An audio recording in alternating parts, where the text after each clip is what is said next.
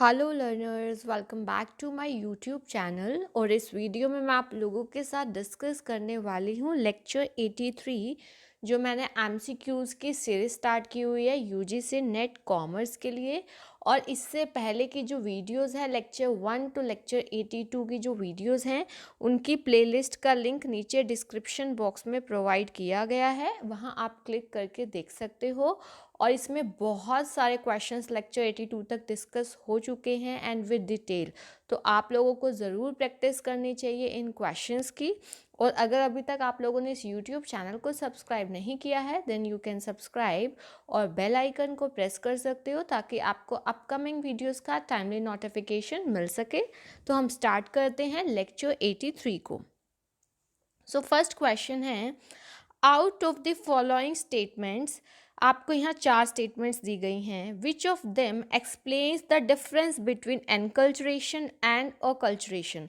देखो, एनकल्चरेशन और acculturation terms होती हैं as a part of cross cultural training. देखो, क्रॉस कल्चरल ट्रेनिंग क्या होता है, आजकल आपको पता है बिजनेस जो है इंटरनेशनल लेवल पे किया जाता है, तो दूसरे जो एम्प्लॉयज़ हैं उनको दूसरे कल्चर्स के बारे में भी नॉलेज होनी चाहिए, इसलिए क्रॉस कल्चरल ट्रेनिंग दी जाती है।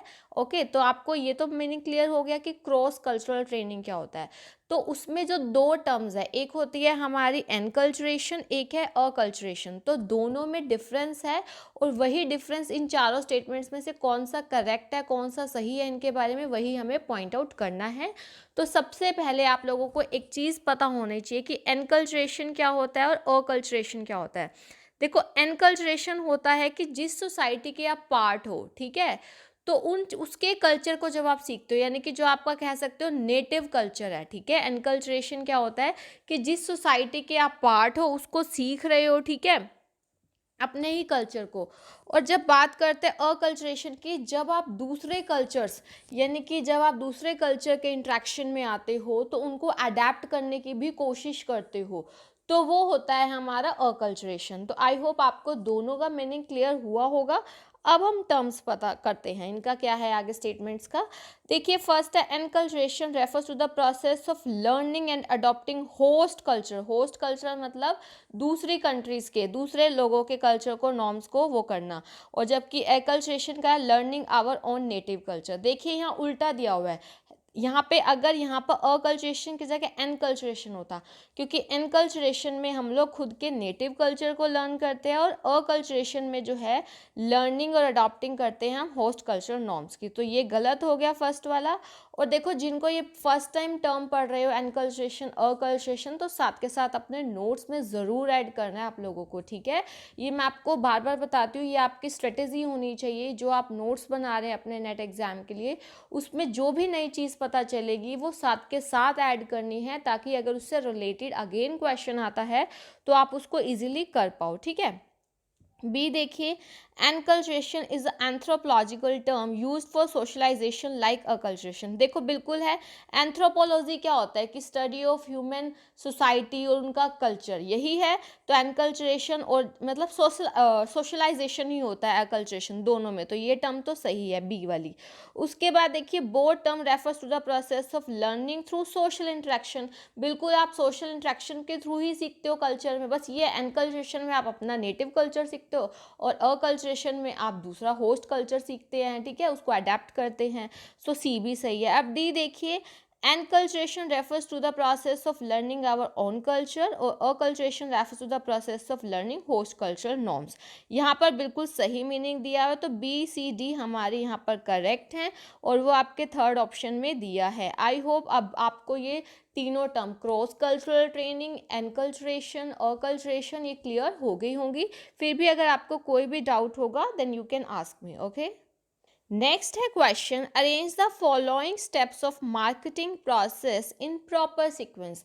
देखो, सीक्वेंस वाले आपको 2-3 क्वेश्चन तो मिल ही जाएंगे, इससे ज़्यादा भी हो सकते हैं आपके नेट कॉमर्स एग्जाम में। सो आपको जो प्रोसेस है ना आपके अलग अलग यूनिट्स में, उनकी प्रोसेस में क्या क्या स्टेप्स हैं, कॉमन सेंस के साथ साथ नॉलेज होना भी बहुत ज़रूरी है इस पर, ठीक है। तो देखिए, आपको मार्केटिंग प्रोसेस को प्रॉपर सीक्वेंस में लगाना है।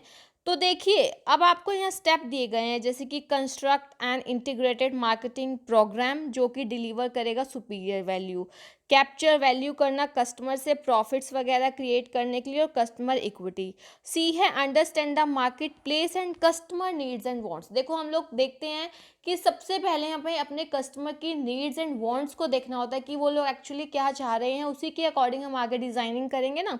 तो ये हमारा फर्स्ट स्टेप होगा। ओके, उसके बाद देखिए engage customers, build profitable relationship, create customer delight, और फिर दिया design a customer value driven marketing strategy. देखो जब आप लोग कस्टमर नीड्स एंड वांट्स और मार्केट प्लेस को समझ लेते हैं, फिर आप क्या करेंगे, customer value driven marketing strategy को डेवलप करेंगे, डिज़ाइन करेंगे। ओके, उसके बाद क्या करेंगे, एक proper integrated marketing programme construct करेंगे जो कि सुपीरियर वैल्यू देगा कस्टमर्स को। ओके, फिर हम करेंगे अपने कस्टमर्स को एंगेज, उनके साथ प्रॉफिटेबल रिलेशनशिप बनाएंगे, और कस्टमर डिलाइट मतलब जब कस्टमर को एक्सपेक्टेशन से ज़्यादा अच्छा प्रोडक्ट या सर्विस मिलती है। ठीक है, उसके बाद capture value from customers to create profits and customer equity, यही होगा हमारा लास्ट में। ठीक है, तो आई होप आपको ये अच्छे से क्लियर हो गया होगा कि हमारे क्या क्या स्टेप्स रहने वाले हैं।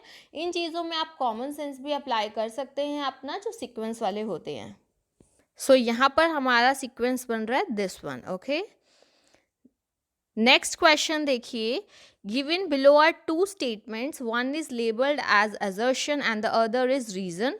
तो पहले मैंने आपको बोला हुआ है कि हम इनको इंडिविजुअली चेक करेंगे, असर्शन और रीजनिंग को। हर्ट्जबर्ग की जो टू फैक्टर थ्योरी है मोटिवेशन से रिलेटेड, देखिए मैंने आपको बताया हुआ थियोरीज आर वेरी इंपॉर्टेंट। तो मोटिवेशन से रिलेटेड उनकी टू फैक्टर थ्योरी है, उससे रिलेटेड क्वेश्चन है। तो बेसिकली इस टू फैक्टर थ्योरी में क्या होता है, जो हमारे एक होते हैं मोटिवेटर्स, एक होते हैं हाइजीन फैक्टर्स। मोटिवेटर्स फैक्टर वो होते हैं कि जिनसे सेटिस्फैक्शन इंक्रीज होगा। ठीक है, और जो हमारे होते हैं दूसरे हाइजीन फैक्टर्स, उनको हम मेंटेनेंस फैक्टर्स भी बोलते हैं, क्योंकि उनकी जो प्रेजेंस है उससे, अब जितने वो प्रेजेंस है उससे सेटिस्फैक्शन या मोटिवेशन बढ़ेगा तो नहीं, बट अगर वो प्रेजेंस नहीं होंगे तो डिससेटिस्फैक्शन जरूर हो जाएगा, इसलिए उनको डिससेटिस्फायर्स का कैटेगरी में आ जाते हैं। और ये जो मोटिवेटर्स है ये सेटिस्फायर्स की। तो अब देखते हैं क्वेश्चन को। असर्शन में बोला है अकॉर्डिंग टू हर्ट्जबर्ग प्रिवेंटिंग और रिड्यूसिंग डिससेटिस्फैक्शन, यानी कि डिससेटिस्फैक्शन को रोकना या कम करना at work is not the same as providing satisfaction. यानी कि उसको हम ये नहीं कह सकते कि अगर हम सेटिस्फैक्शन को कम कर रहे हैं या सेटिस्फैक्शन को प्रिवेंट कर रहे हैं डिससेटिस्फैक्शन को, तो इसका मतलब जो है हम सेटिस्फैक्शन प्रोवाइड करें, क्योंकि मैंने अभी आपको बताया ये टू फैक्टर्स थ्योरी है, दोनों का अलग अलग बताया गया है। तो यहाँ पर ये एकदम असर्शन करेक्ट है। रीजन देखते हैं, under the two factor theory job satisfaction and dissatisfaction are two different aspects of work motivation. अभी आपको बताया था जॉब सेटिस्फैक्शन और डिससेटिस्फैक्शन टू डिफरेंट एस्पेक्ट्स है, तभी तो टू फैक्टर थ्योरी है।